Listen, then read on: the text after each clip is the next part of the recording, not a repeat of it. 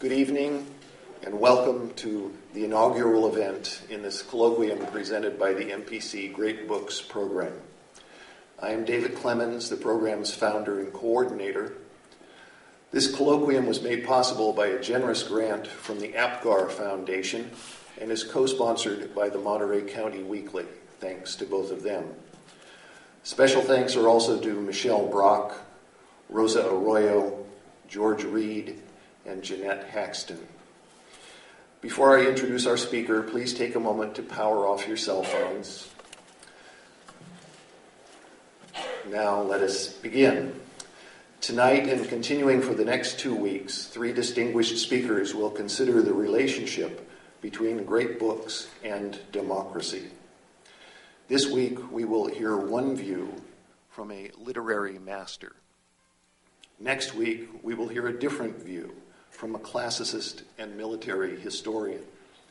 And 2 weeks from now, we will be offered the perspective of someone who spent years at the junction of culture and politics. I hope you can join us for each of those. The views our speakers will express are their own, including mine. MPC, as always, is committed to institutional neutrality and to being the host of ideas, not their sponsor. In this case, the question of a relationship between great books and democracy proceeds from 3 provocative, perhaps even controversial assumptions. That books and reading differ in a significant way from other forms of expression, that some books are greater than other books, and that the reading of these greater books in some way nurtures both the individual and democracy itself. Behind the historical notion of a great book's core curriculum, which dates from about 1920 at Columbia University, has always been the presumption that one must have knowledge of certain fundamental ideas and texts in order to function as a responsible citizen in a representative democracy. Conversely, democratic civilization is placed in jeopardy when its citizens have never absorbed its intellectual and moral heritage. The future of the West's focus on self-criticism and individual rights grows dim when citizens have never studied the sources for the values, founding documents, laws, history, and when they have never experienced the imagination of their civilization. That being the case, you may be shocked to learn that there are only 3 Great Books programs in all of California's 110 community colleges. That means almost 3 million students systematically deprived of any structured and coherent introduction to the Western heritage. Instead, our colleges are increasingly preoccupied with technologized, profit-driven, and spiritless training. Up and down the state, most colleges are economizing by streamlining curriculum and cutting courses like Shakespeare, now considered a dispensable luxury. Happily, MPC enjoys more enlightened leadership under the guidance of Dr. Garrison. It's people like him who realize that such economy moves culminate in what Jaron Lanier calls the hive mind, with students who graduate knowing how to work, but neither how to live nor why. The constant noise of modern culture distracts them from even asking such uncomfortable existential questions, and they end up empty and confused, wandering in what Lewis Lapham calls the enchanted garden of the eternal now. The extinction of the liberal arts in general, and literature in particular, is well documented, and the subject of many recent books and studies.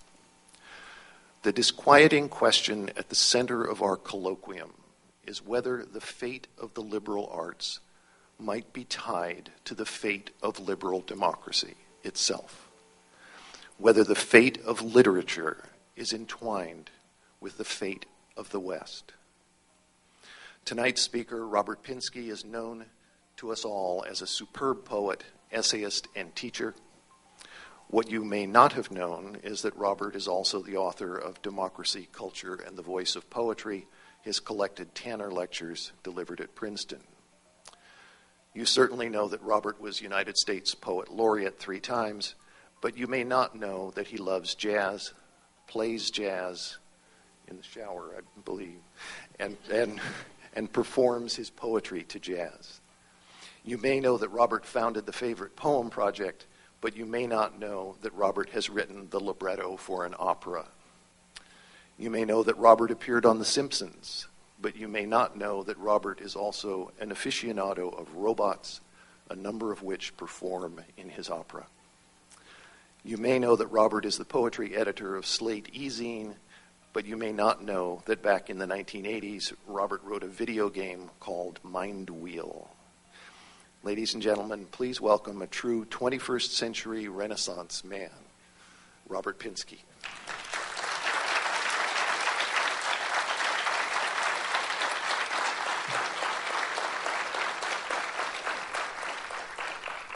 Thank you very much, David, and thank you all.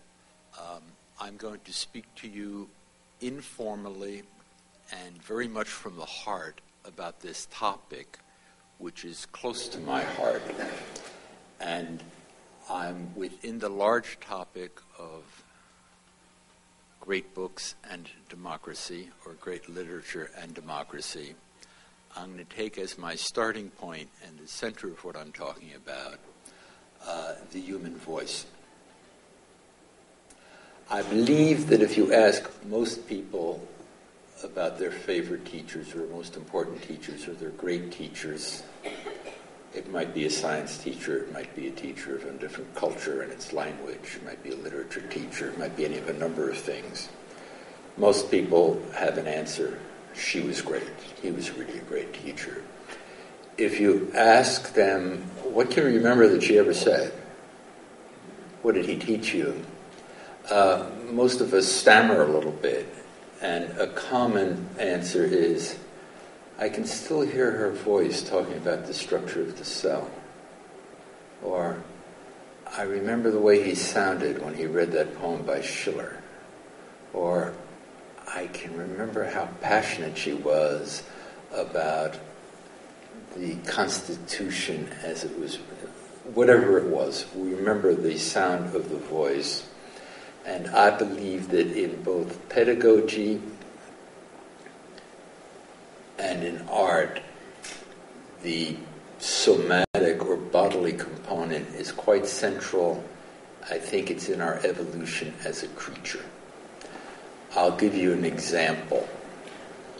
My example is a 2-line poem. The poem was written, the author was born in 1865. Here is the poem. On love, on grief, on every human thing, time sprinkles Lethe's water with his wing. So short I can say it again. On love, on grief, on every human thing, time sprinkles Lethe's water with his wing. You don't have to know what Lethe is. Lethe is whatever time sprinkles on everything. The author was an upper-class Englishman from a very wealthy family. He was very learned in Greek and Latin. He was considered, Walter Savage Landor, the 19th century poet, he was considered one of the greatest Latin poets of his time in the 19th century. People all over the world respected Landor as the best living poet, writing poems in Latin as well as Greek. He was upper class. He was classically learned. He was a crazy radical. He said he'd like nothing better than to see the King of England hung between the Archbishops of York and Canterbury. And he had a great imagination, but I don't think he could have imagined me. Sort of lower middle class Jew from New Jersey in America. But When I say Lander's poem, 3 times at the beginning of the poem, I put my upper teeth on my lower lip, on love, on grief, on every human thing. Time sprinkles Lethe's water with his wing. 3 times at the end, I purse my lips. Time sprinkles Lethe's water with his wing. I don't think Lander had to think about those things. He was an artist. He just did them. It's not likely that he thought to himself, 3 times of a fricative of the upper teeth on the lower lip. No, that's not how one writes. But he orchestrated what I do to my breath, that I take in and when I expel it from my body. And consciously or unconsciously, anyone who sees the notation of the poem on a page or hears me read it, consciously or unconsciously, on some very important level, you imagine yourself saying, on love, on grief, on every human thing, time sprinkles Lethe's water with his wing. And that physical, imagining of that physical experience gives you an important component of your energy to think about how great it is to point out that wings don't only propel, they can sprinkle too. And what it means for forgetfulness to be sprinkled, not engulfing, but a dab of it, a sprinkle of it. And indeed, verse, the technology that I've been describing to you, the technology of all the muscles we use, the special organ we have here, is part of this process of culture that we need as an animal. In a famous tag, it's in classical literature, it's in Shakespeare, it's in Swift, it's in the Bible. The animal is kind of pathetic. Its claws are not very good weapons. Its teeth are terrible weapons. Its fur grows in silly patches. It can't run that well. It can climb a little. It can swim a little. Other animals much better. But it has thrived and survived and even dominated because of this ability to communicate not only horizontally with the peers, but with the predecessors and the descendants, that by some combination of what we now divide into dance and music and poetry, you could retain, through a griot, you could retain not only property rights and family descent, but where's the best food at what time of year? What are the best marriage customs? What are the best funeral customs? Before we had digital ways of saving information, we had print. Before print, we had to size things, and I assumed that our first technology had to do with what we could do with the body itself. My great teacher, when I went to college, made me aware of this. I remain aware of it. I think of poetry, which in many ways is not a democratic art. You can think of poetry in English. Its origins is in courts. On the other hand, implicit in what I've been saying to you is that the medium of a poem is not words. That the medium of a poem is not images, certainly. The medium, that is what comes in between. You know, the news media come between the events and the person, each the medium of TV, the medium of news, the spirit medium between the other world and this one. I'm suggesting to you that what comes between the audience for a poem and the reader is the reader's body. Your own voice. Speaking personally, I don't write for my voice. I'm willing to read my poems to you, but I write for your voice. I want to make you feel the way I feel about that poem by Landor. I like saying it. If I'm right, then poetry, the art of poetry, inherently and by the nature of its medium, is on a human scale. This is not to say that a poem might be stupid and a TV show might be a great work of art. The medium of the TV show inherently and by its nature is on a mass scale. The poem inherently and by its nature is on a human scale, an individual scale. My great teacher, Francis Ferguson, in his book about Dante's Theater of the Mind, which had a very big influence on me when I was 17 or 18. I thought I couldn't understand the book. I admired Ferguson so much. It was frustrating to me that I read it and felt I was not really understanding it. Imagine my pleasure when I came to work on Dante myself much later and went back to the book and realized how deeply it had influenced me. He says in that book about education, in his book on Dante, he goes back to Aristotle, which Ferguson, unlike me, could read in the original Greek. He says, the formula, he relates this to the working of literature, of the theater. The classical idea of how education works, the classical formula is poema, pathema, mathema, in that order. Poema, pathema, mathema. Making or doing is poema. Suffering, feeling, is pathema. And then, third, mathema, knowing. I'll quote from Ferguson, he writes, Plato and Aristotle both thought that man had to learn by doing first, trying something and suffering the consequences. Only then could he come to know consciously and intellectually. Both of them prescribed practical training for the young as a preliminary to intellectual training, gymnastics, music, the inculcation of right habits through experience, and then the philosophy, which frees the learner, makes him his own answer. In this sequence, poema, doing. It's interesting that the word that means poetry is the word that means doing. And I think I at least made a step towards demonstrating that to you by saying that first of all, the way you consider the Lander poem is you consider its being. It is primarily something you hear. It's something you do with your breath and your mouth. That's primary. I think a lot of well-meaning teaching has given people the idea that a poem is, first of all, a challenge to see if you can say something smart about it. I'm in favor of smart things. I would choose them over stupid things every time. But a poem is not primarily something to say smart things about. It is primarily something that sounds terrific when you say it.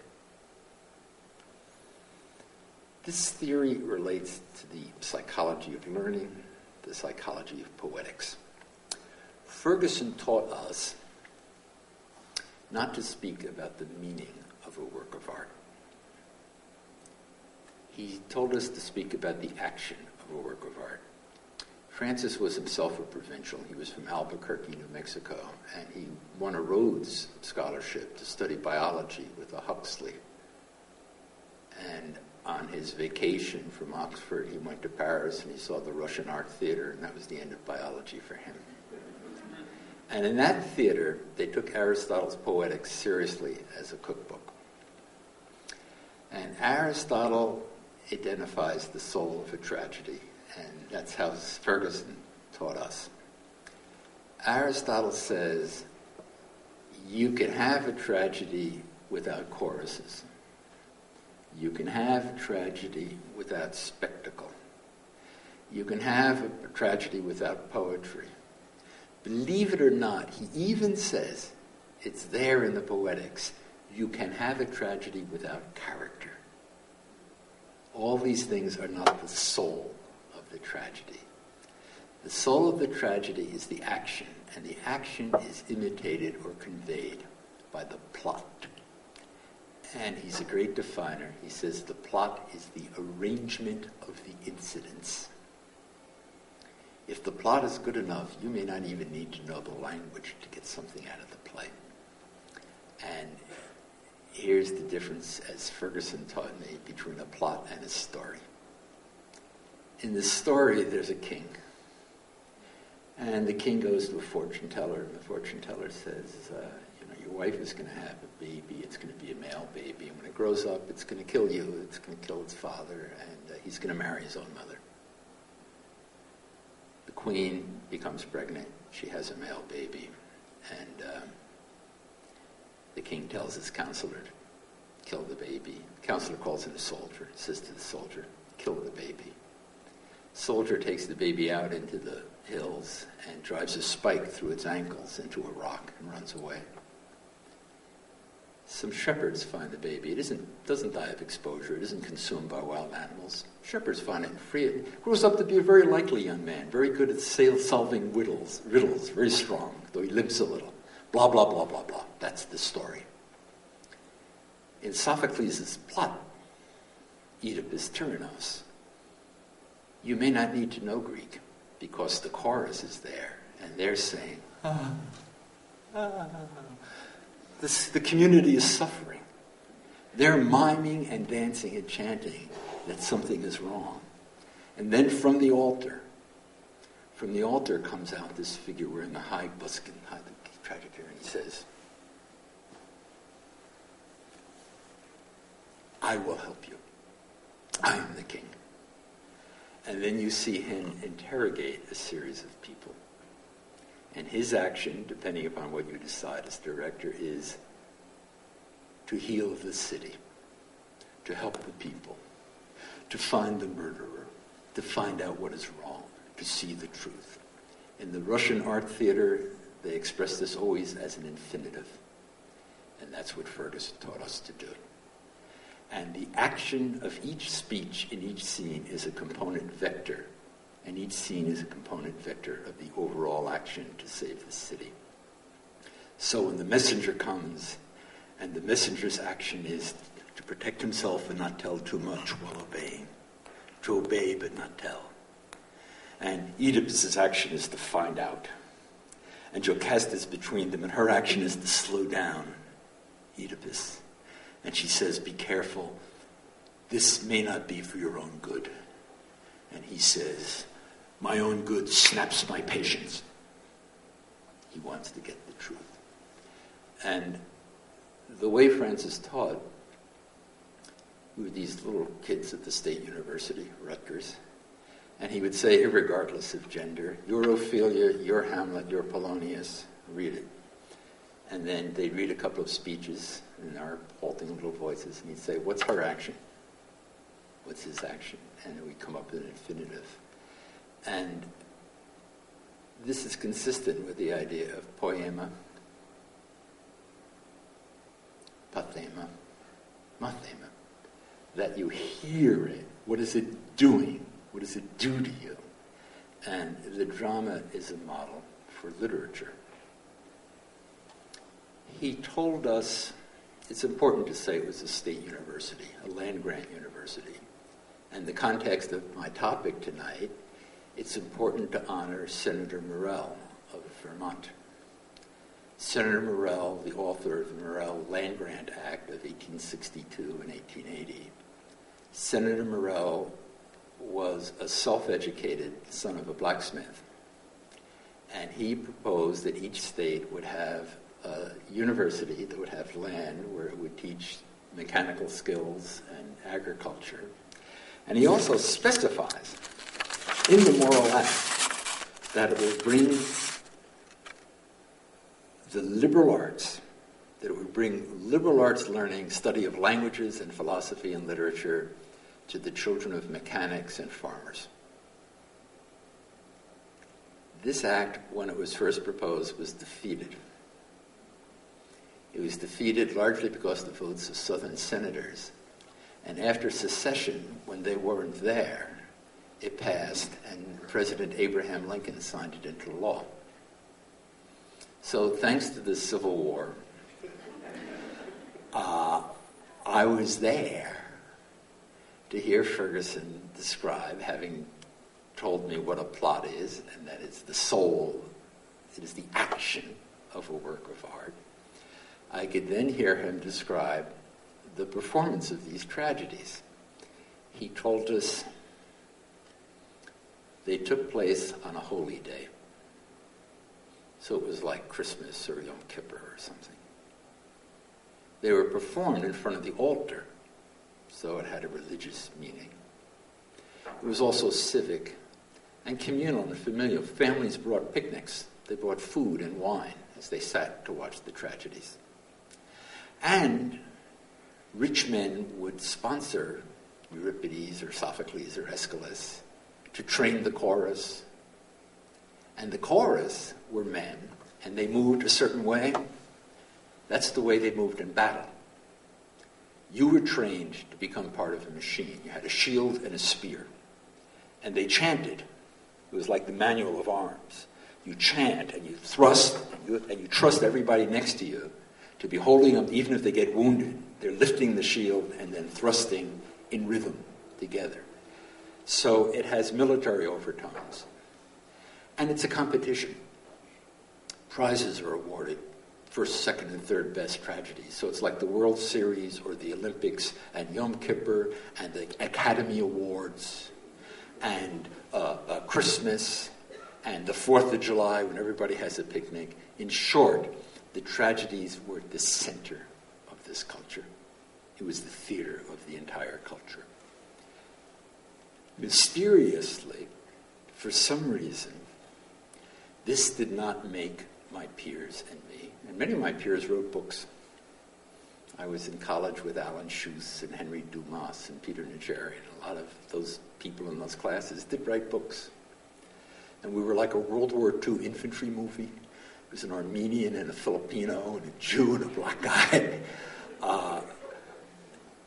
And for some reason, it was inspiring to realize that we were not in such a culture. That it was in the theater of our own minds that these would take place.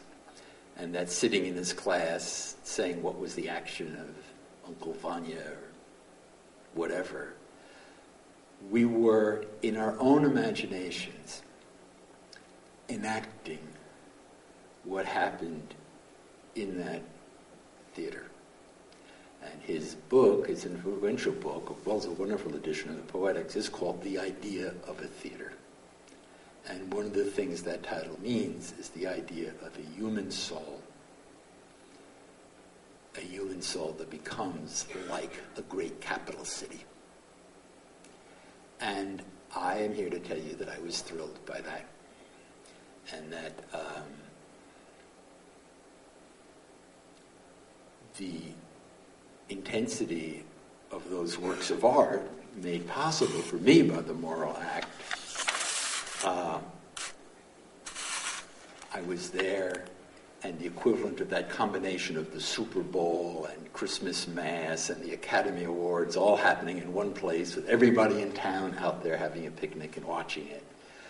That was happening in my imagination. It was the center of civic life, religious life, military life, patriotic life, family life. And somehow it made me very proud. I'm now going to quote, as is required by law, Tocqueville.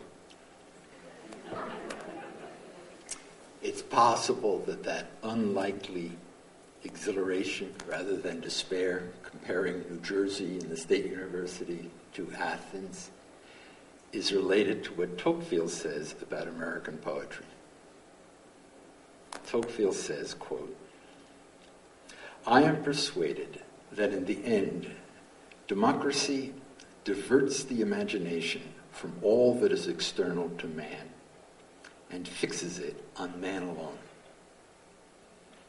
Democracy tends to divert the imagination from all the other things there are in the world and focus it on the human soul." A few sentences later, he says, "Among a democratic people, poetry will not be fed with legends or the memorials of old traditions." When I read that sentence, I think how much I admire Longfellow for trying to create American mythology with Pocahontas, Hiawatha, Paul Revere, and that it didn't work. Whitman somehow did know what we wanted for our national mythology. And it's there in Tocqueville's sentence that will not be fed with legends or the memorials of old traditions. I do like being the avatar, the present descendant of Walter Savage Landor, but it's not mythology. It's got to do with the human soul. All these resources, Tocqueville says about the democratic citizen, fail him. Legends, traditions. But man remains, and the poet needs no more. He concludes his speculations about poetry by saying, such are the poems of democracy.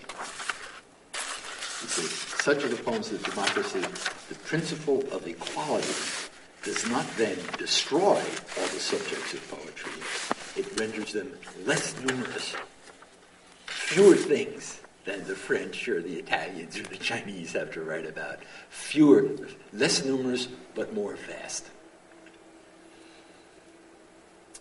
That, for me, is the beginning of an explanation why the idea of the Athenian theater, as Ferguson described it, was inspiring and thrilling. I didn't say, oh, hell, New Jersey's not like that at all. On the contrary, I thought, how exciting this is. And now I am going first class. So that I was reading Sophocles and Chekhov and Homer and Cervantes in a way that driving a BMW or having a mink coat could not. It made me princely. And this brings me to another hard-to-avoid aspect, historical aspect of this subject, which is the debate that Booker T. Washington had with W.E.B. Du Bois. Booker T. Washington had the sensible-sounding idea that first you start out giving people manual training. You teach them to be cooks or mechanics. You give them career and technical education. Then, after a generation of career and technical education, instead of just cooks, and you have skilled mechanics, teach them how to work on machines. And then you can have some of them become nurses and orderlies. And 4 or 5 generations later, you can have some of them become teachers and doctors. And eventually some of them could become scholars and study Latin literature or whatever. And Du Bois takes that sensible-sounding proposition and says in The Souls of Black Folk, in his great essay on the education of freedmen in the South, he says, no, you should begin with universities and art and literature. He says it's to begin backwards, to begin with manual training schools. It's backwards to start out with career training. Surely we have wit enough, he says, to found a Negro college so manned and equipped. He says, teach teachers to work, a wise saying. Teach workers to work, thinkers to think, make carpenters of carpenters, and philosophers of philosophers, and fops of fools. And in a kind of Emersonian passage, he writes, above our modern socialism, which he means concentration on society, out of the worship of the mass, must persist and evolve that higher individualism which the centers of culture protect. There must come a loftier respect for the sovereign human soul. There must come a loftier respect for the sovereign human soul. And then there's this passage, the peroration of that essay. It begins with a line of blank verse. It's a certain kind of 19th century prose where it almost is blank verse. The peroration begins with this terrific sentence. W.E. Du Bois. black man educated in Massachusetts, Du Bois writes, I sit with Shakespeare and he winces not. I sit with Shakespeare and he winces not. I don't know if he knew it was a line of blank verse or not. And then just like I said to you that for me, coming from a family that my parents had not gone to college, no one in my family had ever gone to college, that for me, feeling that Ferguson was showing me what Aristotle said and how it applied to Racine, I was now in first class. I was having the education of the ruling class, which presumably, in a democracy, we're all supposed to get the ruling class education. The ruling class always got these things available to them. The whole paragraph is, I sit with Shakespeare and he winces not. Across the color line, I move arm in arm with Balzac and Dumas, where smiling men and welcoming women glide in gilded halls. From out the caves of evening that swing between the strong-limbed earth and the tracery of the stars, I summon Aristotle and Aurelius, and what soul I will, and they come all graciously, with no scorn or condescension. I summon Aristotle or Aurelius, and what soul I will, and they come all graciously, with no scorn or condescension. So, wed with truth, I dwell above the veil. Is this the life you grudge us, O knightly America? That's K-N-I-G-H-T-L-Y. Is this the life you grudge us, O knightly America? Is this the life you long to change into the dull, red hideousness of Georgia? Are you so afraid, lest peering from this high Pisgah, between Philistine and Amalekite, we sight the promised land? It's interesting that he incorporates the traditional language of nobility, of social class. We glide in gilded halls, and O knightly America, even I summon what soul I will, that there's old aristocratic terms like knightly America are being applied to this quite different ideal. And in my experience of being introduced to that sequence, poema, patheia, mathema, to do a thing, to feel what the work of art is doing. You could say about the Inferno, what happens in the Inferno? They start off on the beginning of a journey. They go down, down, down into the earth. They go so far down, they get to the devil himself. They grab the devil. They put their noses up against his fur that is matted with ice. They pass the point where Dante says the haunch is at its thickest, which is the devil's penis or his asshole or his navel. And it's the center of gravity, and it flips, and they come out on the other side, and they come into the light. And Dante is very bewildered. He says, why am I in the light? It was night. And why does the devil look upside down?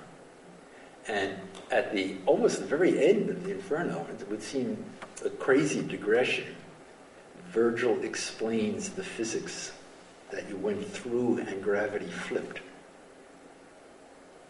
Well, the moral action is like the physical action.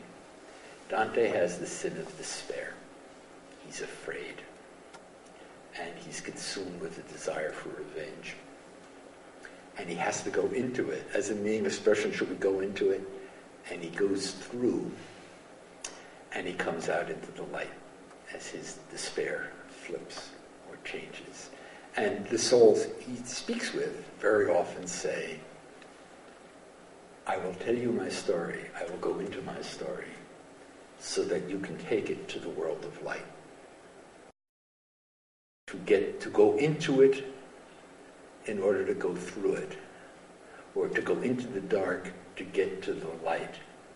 It's the physical action of the poem, and it's the moral action of the poem. And it is a theater of the mind. I've said to you what I have to say to you. I'm going to close by reading you a poem. It's a poem that when I was at the same point in my life I've been describing to you, I read it, I was so struck by the poem, I typed it out. And I pinned it on the wall like a picture above the toaster where I was living. So when I was having breakfast, I could sort of stare at it and think, how did he do that? And in the poem, there are lines that I've quoted as the epigraph of books. I urge them on my students, and it's when young poets ask me for advice how to get better at writing poetry, or what do you do to write poetry. In the Variorum Yeats, it's more clear, because in his early drafts of the poem, he just said, there is no singing school but studying monuments of its own magnificence. The only way you can learn to sing is to study, not just take a look at it. Study monuments of its own magnificence. And here I have to demur from the theory of great books a little bit. I don't believe there is a list of great books. I don't believe there's a curriculum. I've mentioned Chekhov. I once went to a dinner party with the president of Harvard and said, I didn't see why Chekhov was so great. People don't necessarily agree about these things. And different periods of time disagree with other periods of time, and in different periods of one's life, one disagrees. It isn't that there's a list that you work your way through. Much more stringent than that. The requirement is stiffer and harder than to get the list and read the list. You must make the list. You must decide what you think is monumentally magnificent. The idea that there are works that are monumentally magnificent must be conveyed. I like the Lander couplet, you may not. I think the Odyssey is great, you may think you'd rather watch John Ford's The Searchers any day. There are curricula, but the curriculum is not the culture. It is our responsibility, those of us who are professional teachers, to provide a curriculum. I'm not contradicting that. But ultimately, the culture rests on things that people are convinced are good. And believe me, the Inferno and the whole Commedia, the Commedia does not live because it's been assigned or people say it's good for you. I find myself disgusted by a lot of things nonprofits do. I've come to loathe the Poetry Foundation because they market poetry. Poetry, it's good for you. It's like it's an ailing brand of soap. We're going to market it. It's a fundamental human art. It's basic. It's like singing or dancing or cuisine as distinct from nutrition. It's like, making love as distinct from procreation. It's fundamental. You can't picture a culture without it. And we need to protect it and take care of it. We should be curatorial. But to reduce it into, as though it were a brand of gelatin dessert or shoe polish, to be a missionary or marketer about it, is it's to convey the idea to people that it's not so hot. To demonstrate many things that I've said to you tonight, I will recommend the website for the Favorite Poem Project, where you can see a video of the construction worker reading Whitman and talking about Whitman very cogently. And you can see, there's a great one of a Jamaican guy who reads Plath's Nick and the Candlestick and talks about it. It's people who are not poets or professors of poetry reading poems and talking about why they like them. And I'm proud to say I did not tell those people to like poetry. I didn't tell them anything. It's sometimes described, I'm always wince a little bit when people describe me as having been an advocate for poetry. No, I asked them. I asked Americans to write me a letter or an email, to write a few sentences about a poem they loved. And I got tens of thousands of responses. And you can buy anthologies that print the responses. It's not marketing. It's saying, here's a platform. Tell us what you like.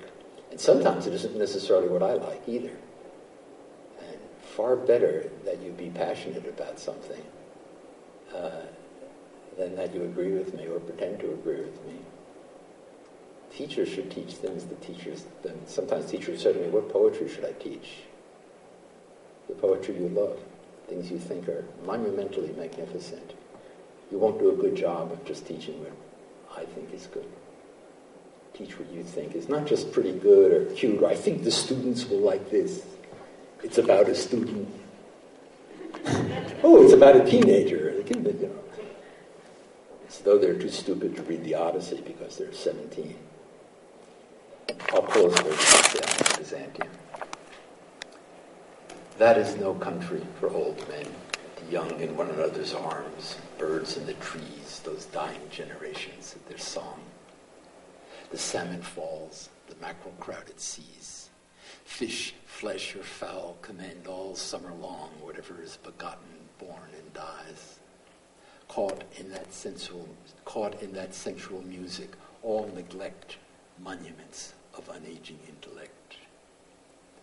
An aged man is but a paltry thing, a tattered coat upon a stick, unless soul clap its hands and sing, and louder sing for every tatter in its mortal dress. Nor is there singing school, but studying monuments of its own magnificence. And therefore I have sailed the seas and come to the holy city of Byzantium. O sages standing in God's holy fires in the gold mosaic of a wall. Come from the holy fire, burn in the gyre, and be the singing masters of my soul. Consume my heart away, sick with desire, and fastened to a dying animal, it knows not what it is, and gather me into the artifice of eternity. Once out of nature, I shall never take my bodily form from any natural thing, but such a form as Grecian goldsmiths make of hammered gold and gold enameling to keep a drowsy emperor awake, and set upon a golden bough to sing to lords and ladies of Byzantium of what is past, or passing, or to come. Thanks.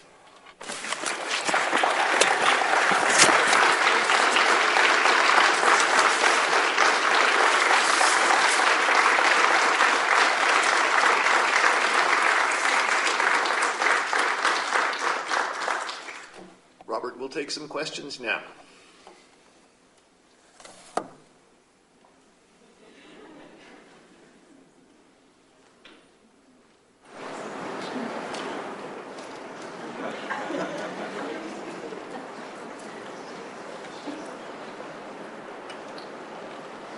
Yes. But there does seem to be a canon and an agreed upon set of our favorites, and you've mentioned so many of them. It changes from generation to generation. Greek tragedy was an obscurity for centuries. The epic was praised. People read the epic, and the epic was taken very seriously. And then I think it was really in the 19th century that people rediscovered tragedies. John Donne was forgotten. Nobody paid any attention to John Donne. And then poets in the early 20th century started saying John Donne was a great poet. When my parents were in school, Shelley and Byron were considered very great poets. I don't really like Shelley or Byron very much myself, and I could be wrong. So it's not that there's no canon, but the canon is alive. It's different at different times, and it's different in different places.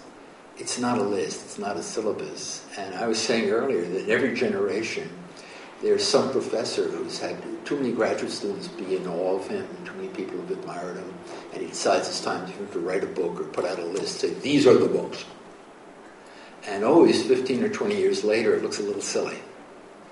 Because it has moved on, time has moved on. And it's fun to make the list. It's fun to think about the list. But one shouldn't take it too seriously. Is there a canon of idea or question, issue? There's art. There's art, there's knowledge, and I think one should listen to authority very, very carefully, so that what people have said are what's great music, what's great fiction, what's great thought. One takes it very seriously, and one also reserves one's judgment.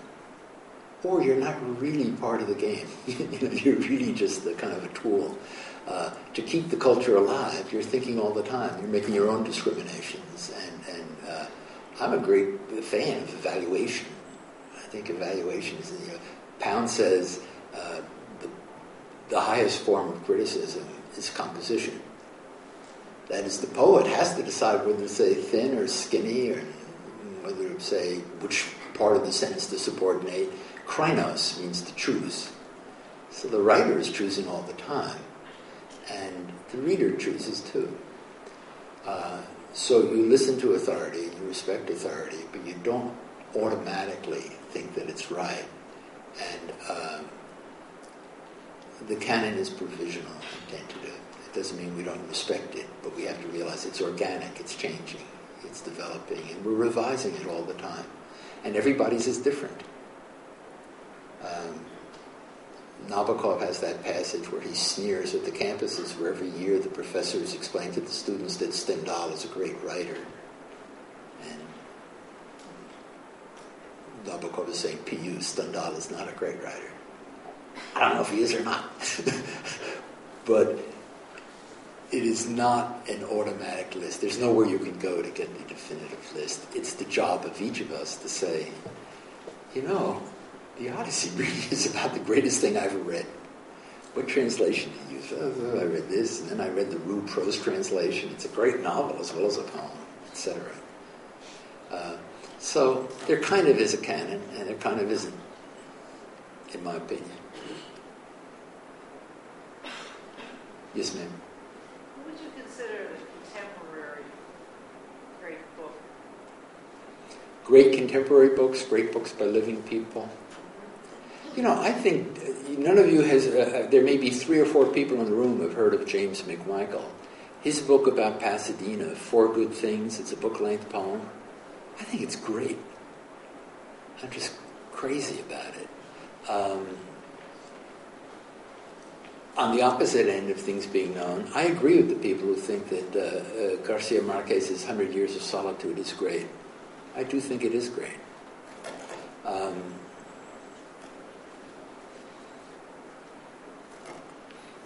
Those were a couple of examples. And I'm trying to demonstrate how the canon is different for everybody. I gave you what may be an eccentric choice of mine or a prophetic one.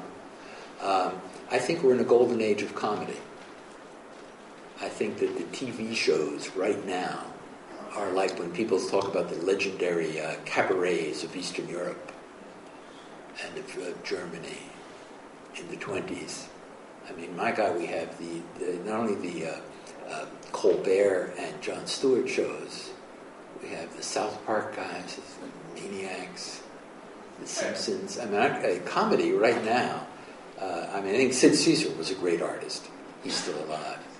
I don't think they're quite on that level of art, but as a sort of, suddenly we have it used to be a truism that American comedy doesn't have any good satire in it. It's timid. It's Bob Hope making golf jokes and putting Eisenhower into the golf joke. And suddenly we have actual political satire in the country. So I think that's great. And Sonny Rollins is still alive. I think he's a great artist. I'm curious, you mentioned that we all have to create our own unique magnificent list. But I'm making an assumption here. Many of us here have already been exposed to a number of great literary artists.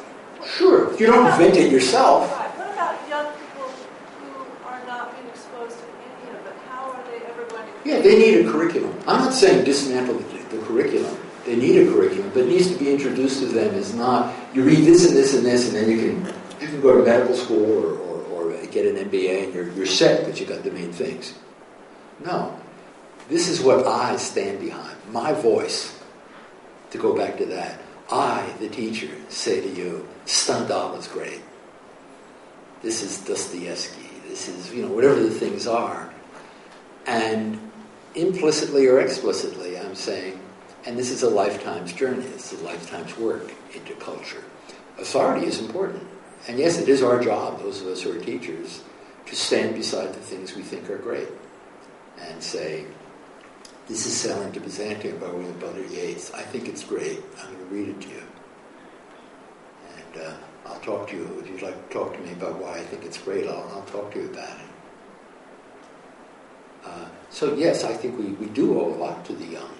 And if you know a little kid, I think you should buy the little kid Dr. Seuss and Stevenson's Child's Garden of Verses, and buy the kid Edward Lear. And because I think those are great things. And it's a lifelong journey for that child to have things that give you that feeling that you're present in something that just feels great.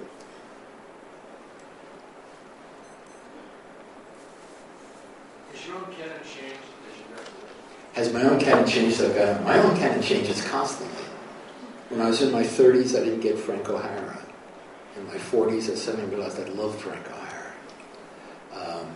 I put off reading Willa Cather's Song of the Lark for decades because I thought that it was such a corny title, The Song of the Lark. And then I read it, and I thought this is the best thing I ever read about an artist. So yeah, I hope that my canon will keep on changing and expanding and contracting, and things I used to think were so great, no, I don't think they're quite that great. The poems I loved when I was 20 are different from the ones I love now. And my personal anthology, which I have here, is my thing that I rely on, my little security blanket. It's an autobiography. I commend the daybook assignment to everyone here, for yourselves, and if you're a teacher, for your students. Anytime you read something you think is great, type it out and put it in your daybook. You have a computer file called daybook or anthology. Just anything you like, type it out and dump it into that anthology. And it'll be a record of yourself, as well as a place where you can find all the things you love. And think are, quote, great.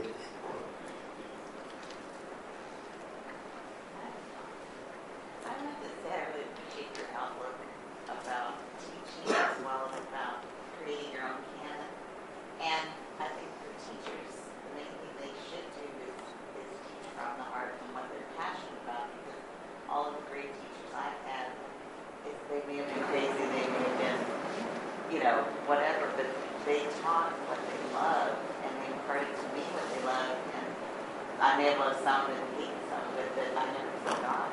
Yeah, I agree. The comment had to do with teaching things you love and what you get from teachers. Let me say that when I give this anthology assignment, it is sometimes quite painful for me.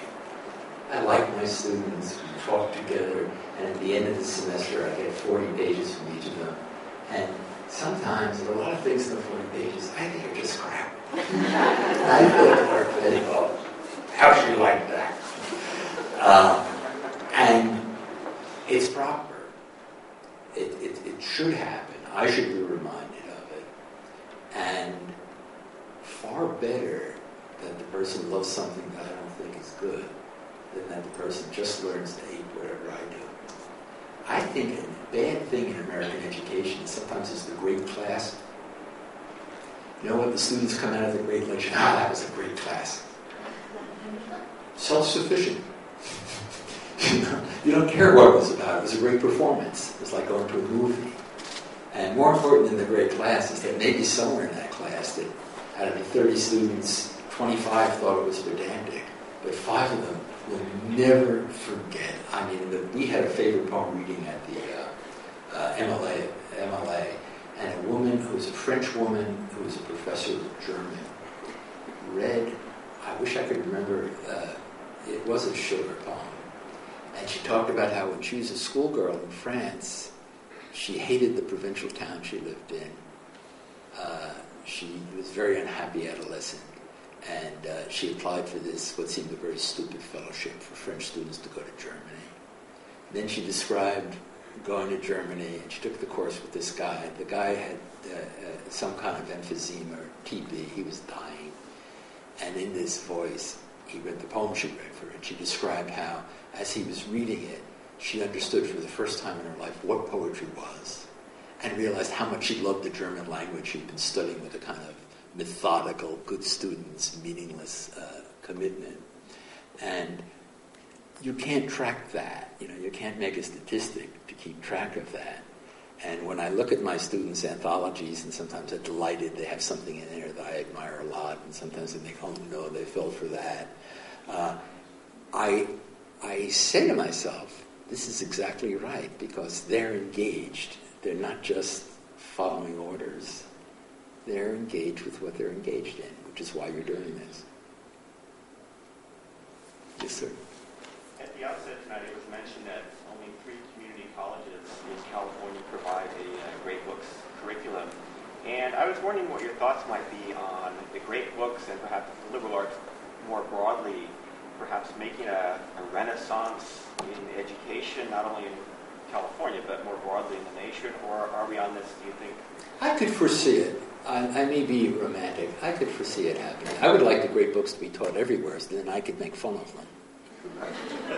I would love to teach the students who've had them, and then I could carp and have exquisite reservations about them. But I want them to be taught so I can do that. And if I were a business person, I was hiring somebody to take over some management position or sales position or analyze my marketing. And I saw dossiers, let's say, of about 35 students. And a lot of them are majors in economics and women's studies, or they're majoring in business administration with a minor in American studies. And then there's this one kid who's majoring in ancient Greek or studying Japanese language. And I think, this person's not doing what everybody else is doing. And this person has demonstrated she knows how to learn something hard. She's not following fashion. I bet she would be great. I'd certainly be eager to interview her, because she's learned Chinese. She says she was just curious and started to really like it. Or this guy can read Greek. That's impressive to me. And so I could see it, because I think basically Du Bois is right in that argument. It's naive. I think a lot of people who try to tamper with education, they're naive. They think that you should have training, practical training. You talk to people, most people will tell you about their job. They learned their job on the job. Most of the things they do, they didn't learn in school. They learned how to do it on the job. In school, you learn to respect your intelligence and use your intelligence. I have a lot to do with a high school in Boston. It's called the Boston Arts Academy. Boston Arts Academy, the kids audition. You have to play an instrument or sing or act or do drawing. They give you a proper assignment if you're a visual artist, as well as you bring your work in. And it's a public school. It's not a charter school. It's the City of Boston Public School, right next to Fenway Park, very near where my BU office is. And the idea is not fame. The idea is that by doing art, these children learn how to focus themselves, how to believe in their own abilities. If you do a musical instrument, you learn how to cooperate with other people, also with the past, and start understanding tradition. Boston Arts Academy, the admissions, it's probably about 75 or 80% minority kids. Admissions are academic blind. The headmaster, Linda Nathan, is a kind of a genius. She sends about 90% of those kids on to higher education. About 90%. Some to community college, some to Brown or BU. And the atmosphere at the school is fantastic. And she has written very cogently against our objective test or MCAS test, and she sees to it that the kids always come out near the top of the score. She tries them to do well on the test. She has a recent book called The Hardest Questions Are Not on the Test by Linda Nathan. And since it's a delusion that you can give people practical training, I could see it happening. I could see it, and it is too bad. As I said, I wish there were great books, the quote great books and quote everywhere. So then I could be a wise ass about them. Yes. Last summer, the Great Books Club had Screwtape Letters, and it was written by C.S. Lewis Yes. during the Second World War. And what we felt he was talking about was 24-hour news. And really, this is a demon advising another demon about how to catch the souls of human beings. But it sounded so much like the internet, and it sounded so much like 24-hour news, and it sounded like so much of our lives today, that I wonder if you've come across something like that where you found something from the past really seems to speak more today to a subject totally outside of what the author could have fathomed. I could say everything, but I don't read much for social issues. So I read the Odyssey, and I just think how great it is that he's a clever hero, and he makes things up. He's a great liar. And the kind of moment I enjoy, Dante, I've already intimated, I think Dante is the greatest book. Inferno is a great book about depression, about despair. And the scenes I love in great literature it's not things like C.S. Lewis anticipating manipulation of people's minds by sort of mass media. It's moments like when Odysseus gets home. He's finally back in Ithaca, and he's got his treasure. He hides his treasure. And then he's walking along. And as he's walking along the shore, he meets this youth, and it's really Athena. She's disguised herself as the youth. And the youth says to Odysseus, as people do in the epic, says, who are you? What's your name? Where do you come from? Who are your parents? And Odysseus makes up this unbelievable lie. It's like a novel. He says, well, I'm from Crete, and I was a very good runner, and I had a running competition with this other guy, and I beat him, and he was very angry about the fight, and I killed him in the fight, and his family got angry at me. So I had a blah, blah, blah, blah, blah. It is like a little novel he invents. And Athena says, in effect, that's what I like about you. Because she's the goddess of wisdom, right? She says, anybody else, after being away from home for so years, would say, I'm Odysseus of Ithaca, I'm here. But you're so cautious that you immediately tell a lie, and that's why I like you. And that's, you asked Josh, right? Josh, you asked me a personal question, I'm giving you a personal answer. I tend not to read for that kind of social issue. I tend to read for little moments of psychological revelation. And times like when Dante, another comic moment, one of the few comic moments in Dante, he sees a guy, I forget the guy's name, he says, wait a second, what's going on? That guy hasn't died. I see him. He wears pants and eats food. I've seen him up top. And the devil says, the devil that he's talking to explains, well, some souls are so evil that they come down here before they die. There's a devil driving his body around upstairs.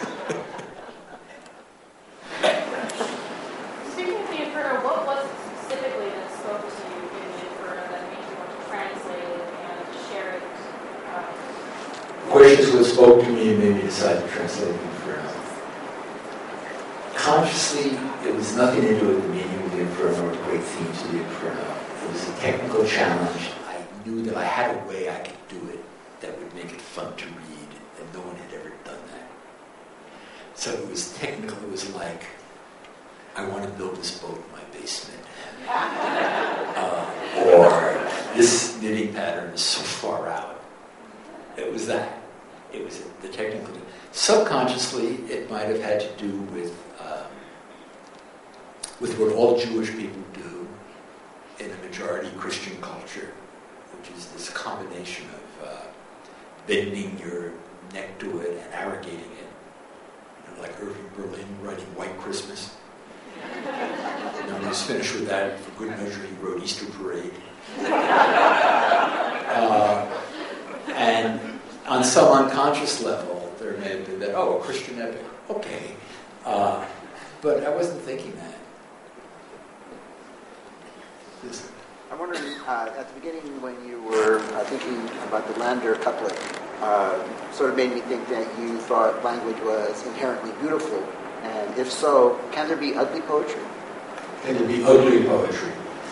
I think art, the question is, I thought the Landor line was beautiful, can there be ugly poetry? There's a kind of awkwardness, literal awkwardness in sounds that can be very engaging. I'm not sure I'm going to think of an example of it right now. Something that's so hard to say it's good. It's like discords in music, or arrhythmic moments in music. Like a hiatus, where one's word ends with a consonant, next word begins with it. Whom he disobeys, him disobeys. You know, that line of Milton that Pound tries to make fun of. There's something great about the ugliness of the Latin distortion of English syntax. It's, and me who disobeys, him disobeys. Meaning, whoever disobeys him disobeys me. And me who disobeys him disobeys. On one level, that's a grotesque, horrible distortion of English syntax. At some other level, there's something kind of engaging and glorious about it. So I think it's a familiar aesthetic principle that violating an expectation of pushing something very far can be very engaging. Just on the same textural level as when I was talking about the texture of the Landor lines. Moral ugliness, aesthetic, ugly material, art engages all kinds of things. Art can be more. I mean, the Earl of Rochester is a terrible person, and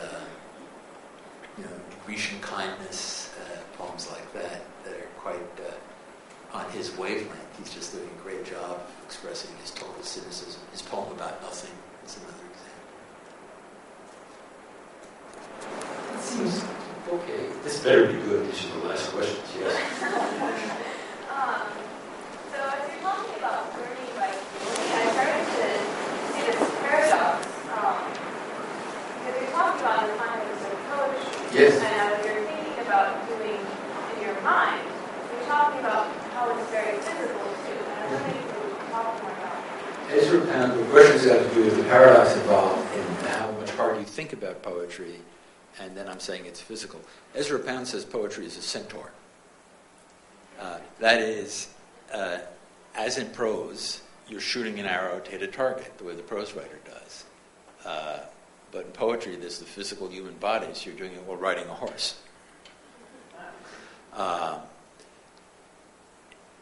The other paradox related to that one is that you study technique, you read great books, you study these things so that they are, quote, second nature. Athletes do this all the time. The boxer does not think, well, he's throwing the left hook quite a lot, so if I do the pull, you're finished. And when the point guard is coming down the court and has a sense of where different people are, he's done it so many times he doesn't have to think about it. Another way to describe it is the actor memorizes the lines so well that you can just concentrate on the emotion. You're not thinking about the lines. You've memorized them. You've perfected them. This is, again, a paradox of all art. I recently watched again one of the most famous scenes in all of film, and it involves a decay of first perfection, first great technique, and then you see the technique dissolve and fail. It's the famous scene in Duck Soup. And for some crazy reason in the plot, Chico has made himself look like Groucho. They both have on white nightgowns, and Chico has put on the glasses and the mustache. And in fact, it makes you realize, in that family, there's a strong family resemblance. One of them had to wear a blonde curly wig, and one of them had to become Italian because they really look alike. And in this scene, there's an archway, a doorway, basically, a wide arch. And the actors treat it as though it were a full-length wide mirror. So when Groucho does this, Chico, perfect. And someone, I think, it's a silent sequence. I can detect one cut where it's been edited. Somebody probably was clapping, or they were listening to music, because they come out, and then Groucho's not out in the hallway. We can see him here. The camera shows us he's thinking. He pushes his glasses down on his nose, and he goes like this. And there's Chico with his glasses down on his nose. Then he gets way down, puts his head out, and Chico's put his head out there. And they're doing it, and then he hops across a silly way, and he hops across just in the right rhythm. It is like a mirror, and it's just, they're doing it perfectly. And then it starts to decay. And Groucho goes, and he gets there, he puts on a hat, and he goes back. Chico has a hat, but Groucho's hat is black, Chico's hat is white. Although it later turns black to confuse us the more. And Groucho starts going, of course he knows this is definitely not a mirror. The whole thing is insane.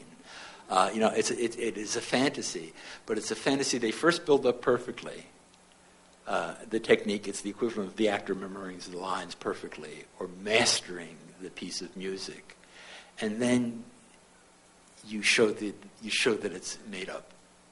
And there's an even greater mastery in letting it dissolve. And I think that's the paradox. They're so good at it, and then they have to show you how they can let it fall apart to feel the whole elation, the exhilaration of it. And I will let that great scene be my finish. Thank you all very much.